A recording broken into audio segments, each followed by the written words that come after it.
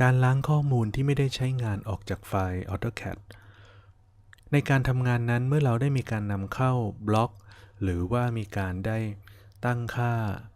Dimension Style หรือว่า Text Style ต่างๆลงไปแล้วนั้นซึ่งในบางครั้งอาจจะไม่ได้มีการนำมาใช้งานหรือ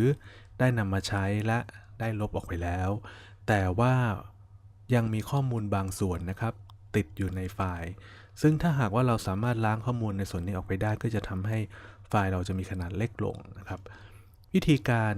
ล้างหรือว่าวิธีการตรวจสอบก็คือว่าให้เราเข้าไปที่คำสั่ง purge คำสั่ง purge จะอยู่ในเมนู manage นะครับที่แท็บ cleanup คลิกที่ purge เมื่อเข้าสู่หน้าต่าง purge จะปรากฏหน้าต่างในลักษณะนี้ให้ได้เห็นว่าจะมีปุ่มอยู่2ปุ่มตรงนี้จะเป็นปุ่ม purgeable item และปุ่มที่เป็น file non purgeable item ตรงนี้จะให้เราได้เห็นนะครับว่าสามารถที่จะ purge อะไรได้บ้างและ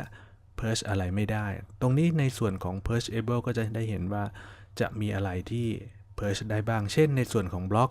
ถ้ามีเครื่องหมายบวกอยู่แบบนี้นะครับแสดงว่ามีบล็อกที่ไม่ได้ใช้งานนะครับแต่ว่าได้ถูกนำเข้ามาไม่ได้ใช้งานก็จะมี2รายการนะฮะอันนี้เช่นเดียวกันกับในส่วนของ Dimension Style ก็คลิกดูนะครับที่เครื่องหมายบวกก็จะเห็นรายการที่ไม่ได้ใช้งาน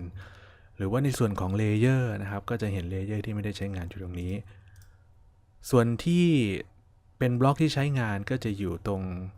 ปุ่มนี้นะครับถ้าต้องการจะดูก็สามารถคลิกที่ File Non Purgeable Item ตรงนี้ก็จะเห็นว่ามีบล็อกที่ใช้งานอยู่เป็นจำนวนมากนะครับเลเยอร์นะครับมีการใช้งานอยู่เป็นจำนวนมากตรงนี้ก็สามารถที่จะเลือกดูได้ส่วนถ้าหากว่าต้องการจะ Purge ก็สามารถเลือกนะครับแล้วก็คลิกถูกนะครับเช็คตรงนี้ทั้งหมดเลยก็ได้ในครั้งเดียวนะฮะด้านในเขาก็จะเช็คไปด้วยแล้วก็คลิกที่ Purge นะครับ Checked Item นะครับคลิกที่ Purge or Check Item ได้เลยนะครับตรงนี้ไฟล์เราก็จะอิสระแล้วก็จะมีขนาดที่เล็กลงนะครับนี่ก็คือวิธีการที่เราจะสามารถใช้คำสั่งในการล้างข้อมูลที่ไม่ได้ใช้งานหลังจากที่ได้นำเข้ามาแล้วด้วยการใช้คำสั่ง purge นะครับ